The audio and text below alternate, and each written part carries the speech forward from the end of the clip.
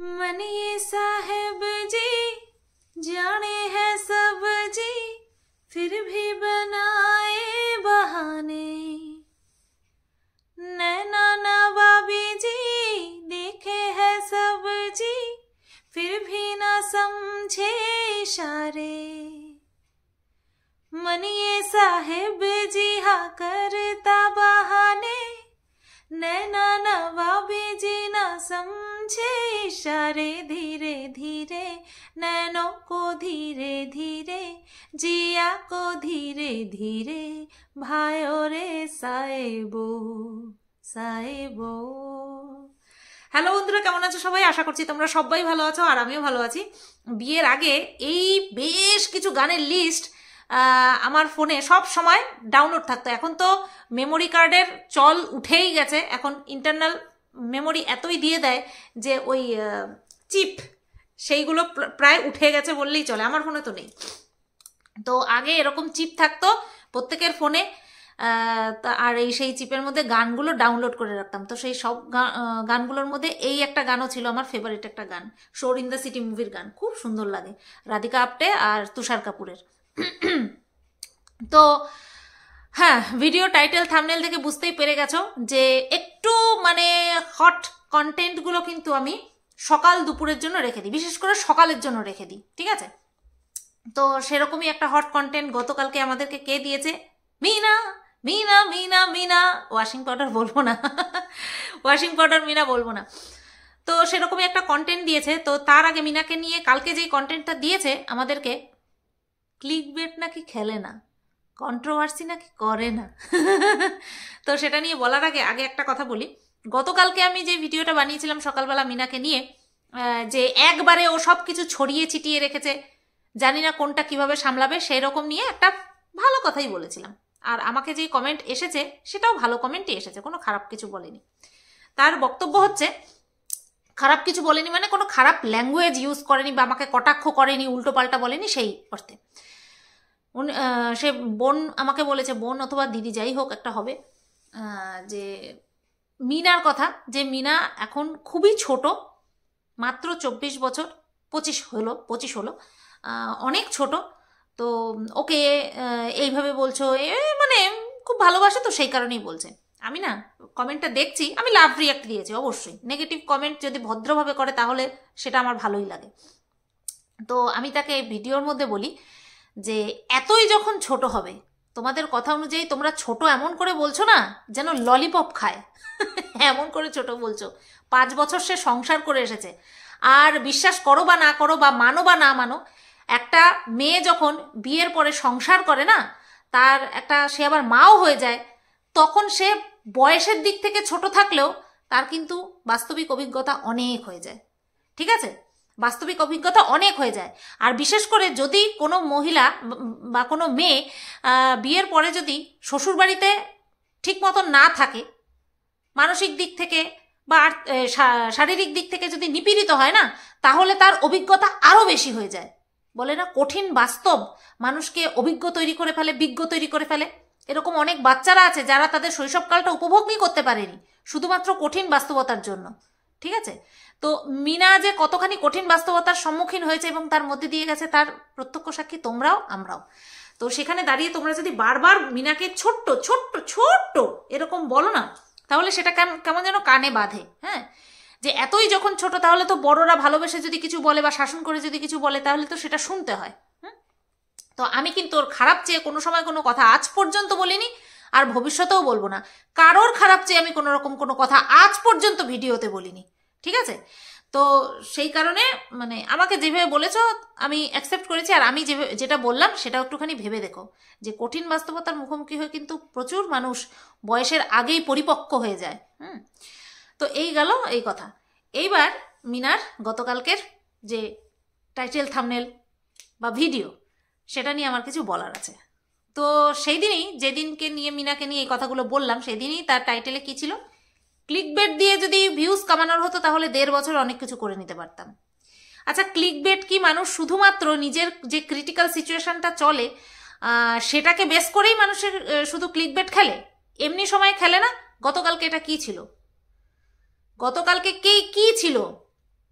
মিনার সাথে কোনো ইনভিজিবল আত্মা গেছিল, মেল গেছিল, ফিমেল গেছিল, বোন গেছিল, দিদি, কাকি, জেঠি, কে গেছিল, কারা গেছিল আমরা কি জানি? আমরা কিন্তু জানি না। আমাদেরকে দেখানো হয়েছে? আমাদেরকে দেখানো হয়নি। তাহলে তাকে বান্ধবী বলেছে। ওই যে কিছু কিছু জিনিস হচ্ছে নিজেদের ব্যক্তিগত ব্যাপার, আমি দেখাবো না মানে দেখাবো না। সে ক্যামেরা ফ্রেন্ডলি নয়, সেই কারণে তাকে আমি দেখাইনি, এরকমটাই তো, এটাই তো লজিক। আসছি, এই লজিক ভাঙতেও আরও লজিক আছে। তো প্রথমে বলল কি, মানে টাইটেলে লেখা কি বান্ধবীর সঙ্গে যাচ্ছি। আচ্ছা, তো একবার বইমেলায় গেছে। আমরা একটা মেলায় কয়বার যাই বলো? প্রথম কথা হচ্ছে এটা, আমরা একটা মেলাতে কয়বার যাই খুব প্রয়োজন ছাড়া। এই যে আমি মেলাতে গেছিলাম, ঝুড়ি আমার খুব কেনার দরকার ছিল। সেই দিন আমাদের পাড়াতেও এসেছিল ওই 30 টাকা 40 টাকা এই মূল্যের যে হরেক মাল নিয়ে আসে না, সেখানে আমি যেই ঝুড়ি দিয়ে খাবার ঢাকি সেই ঝুড়ি পাইনি। তার জন্য আমার মাথায় রয়েছে একটা চাক্কি কিনবো, মানে আটা বেলার চাক্কি কিনবো, আর হচ্ছে তোমার ঝুড়ি কিনবো। সেই কারণে মেলায় গেছি ইন্টেনশনালি। এইবার যখন আমার সঙ্গে আমার এক ভিউয়ার্সের দেখা হলো, তখন কিন্তু আনইন্টেনশনালি, মানে কোনো রকম কোনো উদ্দেশ্য ছিল না আমার যাওয়ার, যে আমি বাড়ি থেকে প্ল্যাটিং করে গেছি, এরকমটা কিন্তু ছিল না। কি উদ্দেশ্যে গেলাম, কি জন্য গেলাম, যেহেতু আমার সঙ্গে দেখা করতে এসেছিল, তাই কোথায় যাব, কিছুটা সময় তো তাকে দেবো, কাটাবো, তাই তাকে নিয়ে কোথায় গেলাম, মেলায় গেলাম। এটা কিন্তু কোনো রকম কোনো উদ্দেশ্য ছিল না, কারণ এক মেলায় কতবার যাব ভাই? তো এটা হলো আমার প্রথম প্রশ্ন, যে এক মেলায় মানুষ কতবার যায়। এইবার কি বান্ধবীর সাথে যাবে। আচ্ছা, ওর সাথে যে ওর বান্ধবী বলতে যে কয়জনকে আমরা দেখেছি যে ওদের বাড়িতে যাতায়াত, এক হচ্ছে ওই একটা বাচ্চা করে মেয়ে, যে কিনা এখন একটুখানি মানে শরীরে বড় হয়েছে, মেয়েটার নাম আমি জানি না, এই যে ভেরি রিসেন্ট ইয়েতে গেল, বিয়ে বাড়িতে গেল, ওদের বাড়িতে আসলো, ফটো তুললো, তো সেই মেয়েটা আছে। তার ভাইও মনে হয় আসা যাওয়া করে। আর এক হচ্ছে দুষ্টু, যাকে আমরা সবাই চিনি, এবং সে ক্যামেরা ফ্রেন্ডলি, সে ক্যামেরাতে বহুত এসেছে। মিনার আশেপাশে যাদের বাড়িতে মিনা যায় এবং যারা মিনার বাড়িতে আসে, তারা সবাই জানে যে মিনা একটা বড় মাপের ব্লগার, এবং মিনার ক্যামেরাতে কিন্তু সবাই আসে।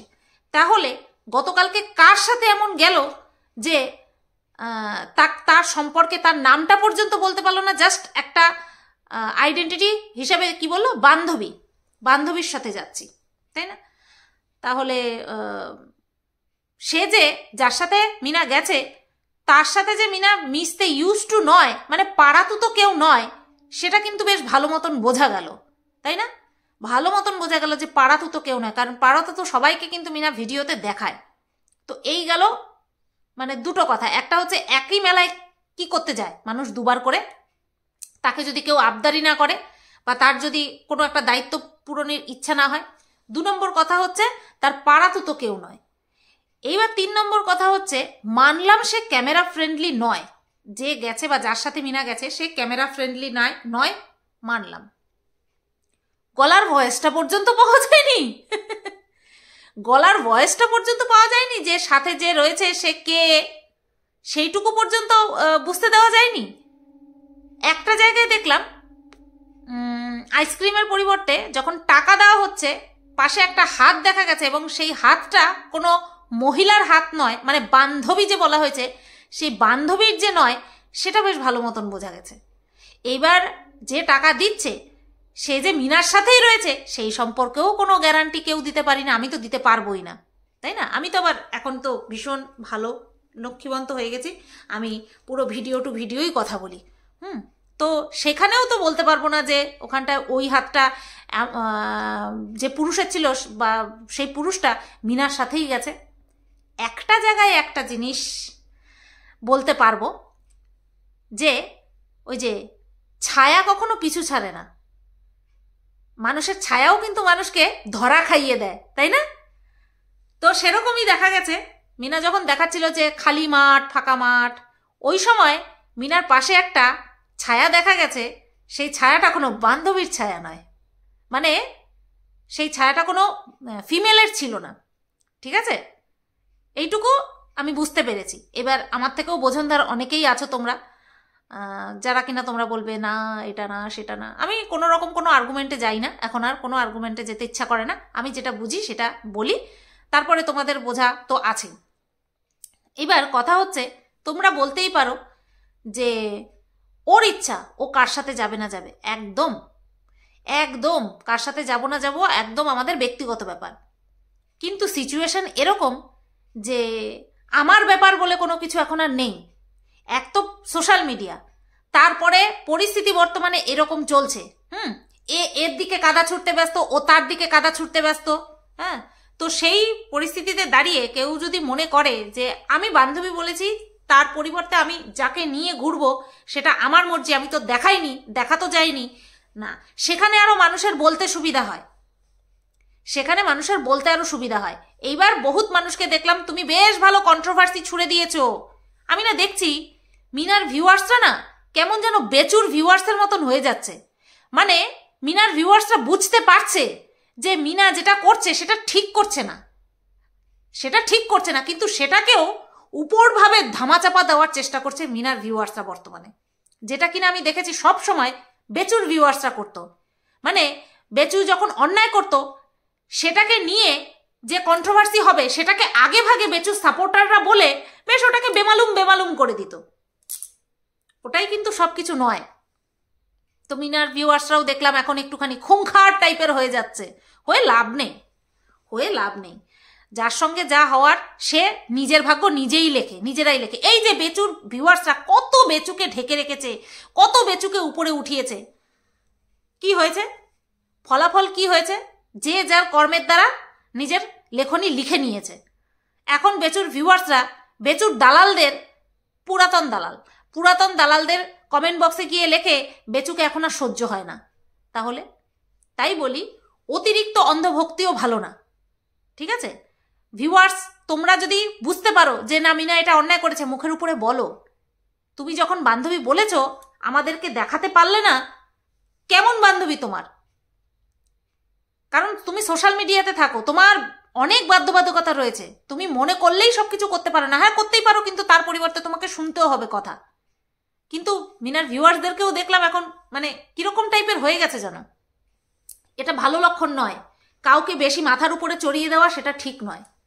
হ্যাঁ, আমি তো পুরো পরিষ্কার আমার মনে হচ্ছিল যে ওর সঙ্গে কোনো মহিলা যায়নি, এটা আমার মনে হচ্ছিল। আর ওর দাদা গেছে কিনা সেটাও বলতে পারবো না, ঠিক আছে? হয়তো ও এটা মানে কি বলবো কন্ট্রোভার্সি ছুড়ে দেওয়ার জন্য, কারণ এখন ভিউজ তো ডাউন চলছে, প্রত্যেকের ভিউজ ডাউন চলছে, সেখানে মানুষের একটা এক্সপেকটেশন চলে আসে যে আমার চ্যানেল থেকে এত আয় হবে, এত উঠে, এত আমি টার্গেট পূরণ করব, সেরকম একটা এক্সপেকটেশন চলে আসে। আর সেই এক্সপেকটেশন পূরণের জন্য মানুষ মানে কি বলবো ডেসপারেট হয়ে যায়, ঠিক আছে? ডেসপারেট হয়ে যায় যে আমাকে কে কি বললো না বললো আমার থরি ডোন্ট কেয়ার, একদম আমি এইভাবেই আজকের ক্লিকবেটটা খেলবো, এইভাবেই দর্শকদেরকে অ্যাট্রাক্ট করব।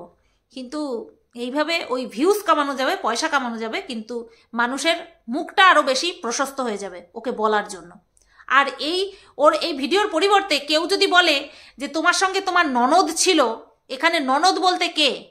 বিবাহিত লাইফের ননদ না প্রেমিক লাইফে, প্রেম লাইফের ননদ, সেটা আমাদের বুঝতে কারোর বাকি থাকে না। কেউ যদি বলে যে না তোমার সাথে তোমার প্রেমিকই ছিল, কাউকে কিছু বলার জায়গা থাকবে না, কারণ এখানে বলার জায়গা মিনা নিজের হাতে খোদ করে দিয়েছে, ঠিক আছে? খোদ নিজের হাতে করে দিয়েছে। তো সেই কারণে কাউকে কিছু বলা যাবে না যে তুই কি দেখেছিস।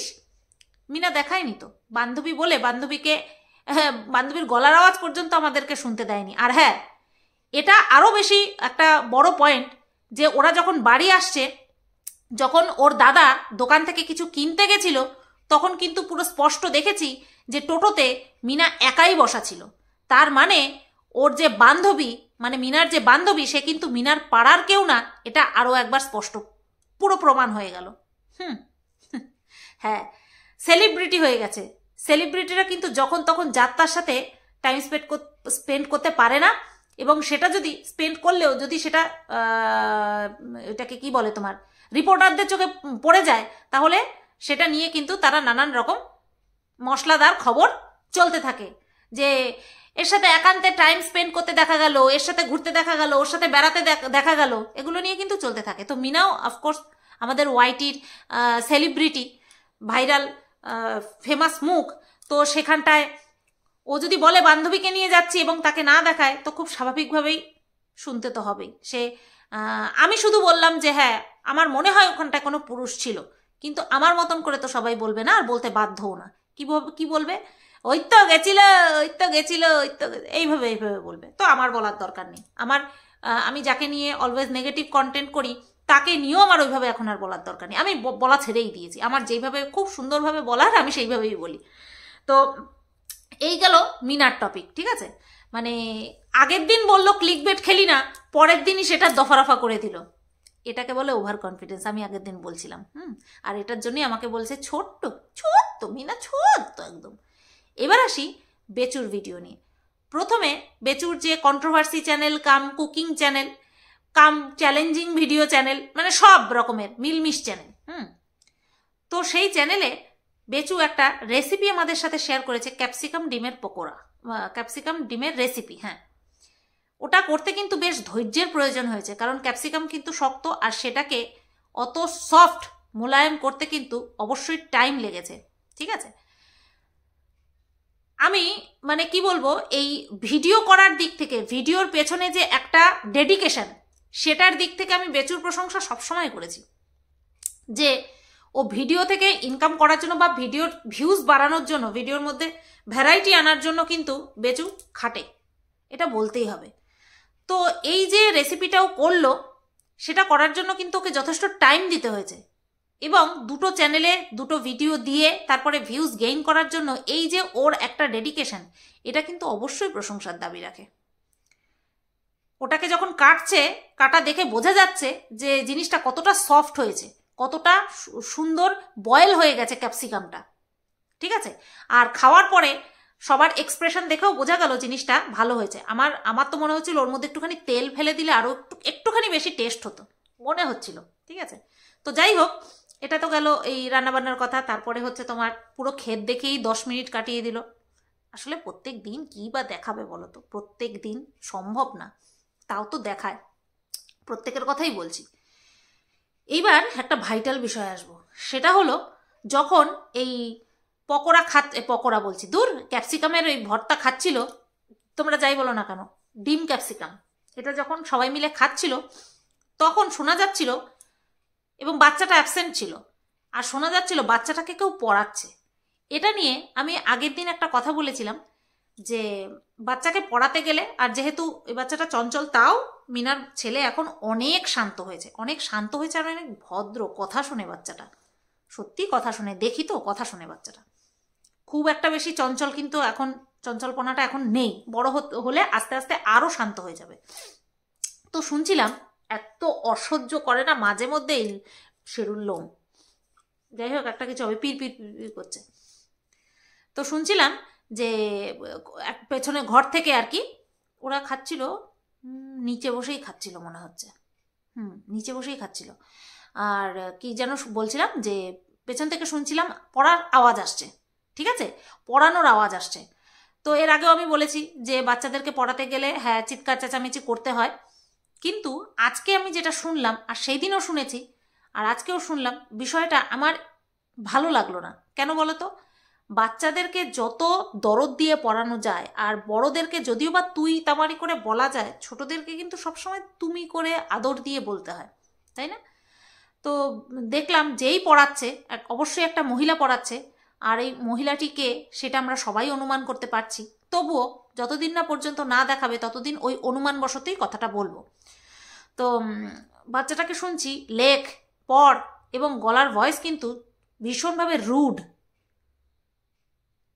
আমরা দেখেছি বাবা মায়েরা বাচ্চাদেরকে যখন ভালোবাসে তখন খুব সফটলি ভালোবাসে, যখন শাসন করে তখন একটু হলেও হার্শ হয়ে যায়, আর সেটা হতে হয়, নতবা ওই শাসন করার গুরুত্বটা থাকবে না। কিন্তু পড়াতে বসে বা যে কোনো সময় বাচ্চাদের প্রতি বড়রা যদি সব সময় রুড বিহেভ করে, হার্শ বিহেভ করে, তাহলে কিন্তু বাচ্চাদের সেই জিনিসটার প্রতি একটা ভয় ভীতির সঞ্চার হয়ে যায়, ঠিক আছে।